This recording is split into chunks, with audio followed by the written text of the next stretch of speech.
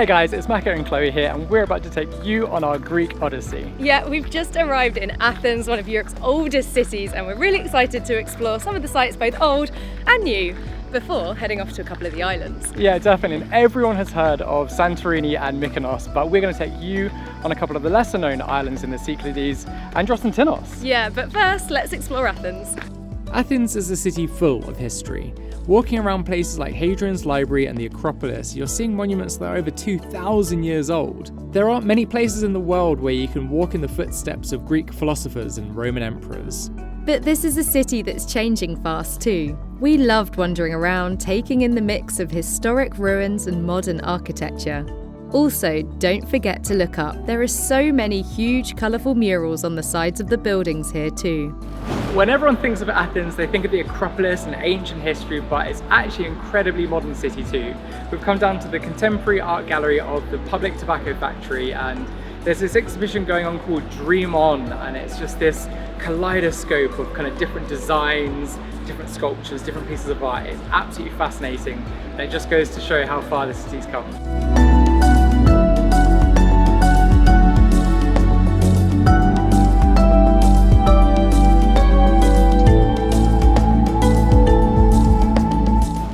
One of the best ways to get to know a new city is by going off on a food tour, and today we are heading out on a tour with Alternative Athens. We're going to sample loads of delicious street foods, all the local delicacies, and hopefully our local guide is going to show us all the sites so that we know exactly where to go.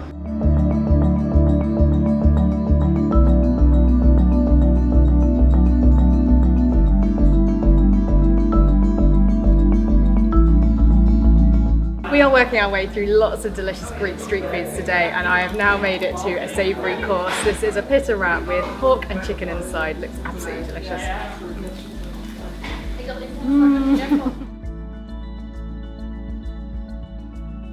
A few people had recommended we visit Ergon House, which is part market and part restaurant. We couldn't resist ordering the beef souvlaki and the traditional sausages from Thessaloniki. They were absolutely delicious.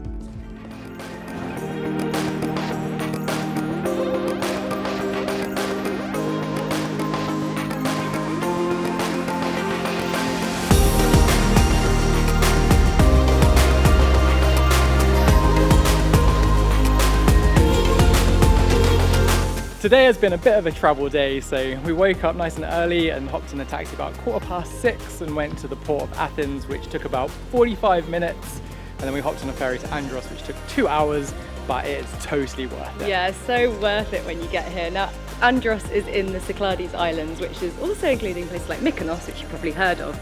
But Andros is a little bit more undiscovered, it's a bit more authentic, so if you want to go somewhere without the big crowds and the tourists, this is the place to come, and it's full of nature as well.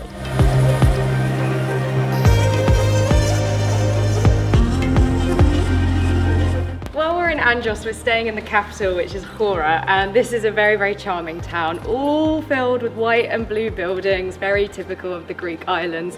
And it's quite small and intimate with lots of lovely shops too, and there's even a beach on either side here.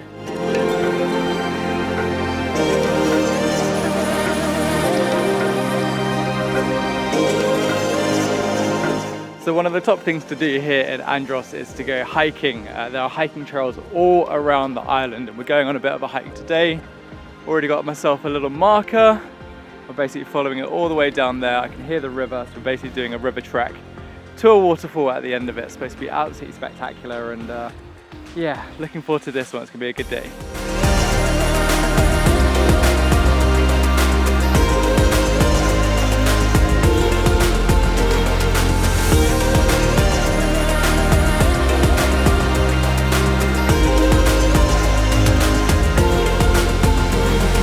I'm not saying all hikes should end with a bit of a waterfall swim, but I mean, it does help cool off, doesn't it? And I've just spotted there's actually a Tarzan swing up there, and I think it's got your name on it.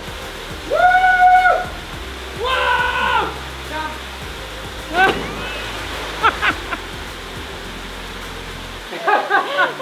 Woo!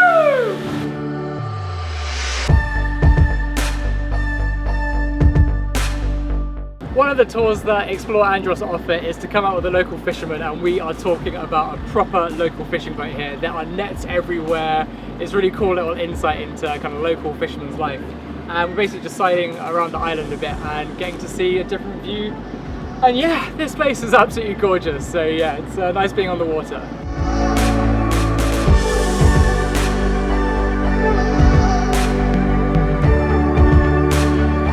This is so cool. The captain just said, do you want to jump off at the lighthouse? And I was like, yep. I mean, the views all around here are absolutely stunning. And over there is order. So cool.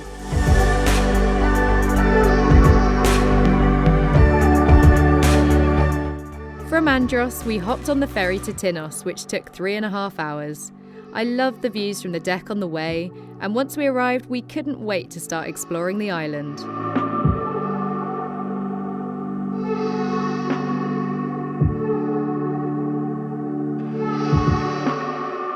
Tinos is famous for its very historic and charming villages, and we are currently in one of the prettiest of them all. This is Kardiani. One of the best things about this one is it's built right on the edge of the mountain, so the views from up here, absolutely spectacular.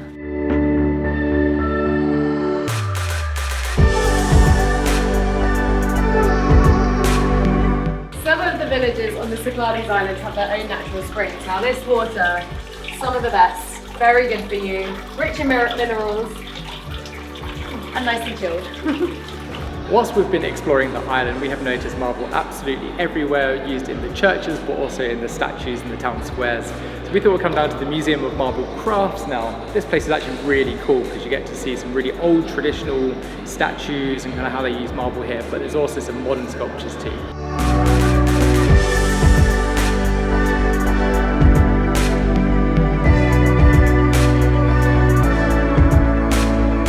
We have just walked down from the Marble Museum to Pyrgos, which is another absolutely gorgeous little village here on Tinos. Now, firstly, this place is just super cute walking around, and secondly, you just see marble used everywhere. Balconies, steps, it's awesome.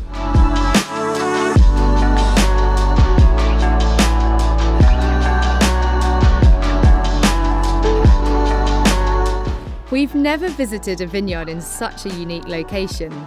It's often pretty windy up here too, which combined with that volcanic soil gives the wines a special salty, mineral-rich flavour.